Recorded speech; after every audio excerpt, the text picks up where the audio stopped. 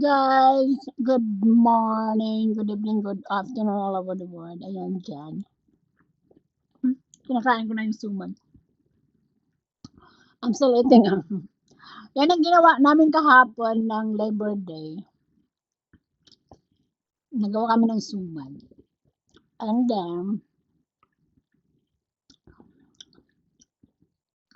tapos namin magawa ng suman, nag-swimming kami niyan. Tapos, kasi pagkatapos namin magbalot ng suman, niluto pa namin ng 30 to 35 minutes. Steam cook siya, steam cook. Bago lutuin ang suman, lulutuin mo na siya parang rice na lalagyan mo ng coconut milk and sugar and then cook it. And that's it.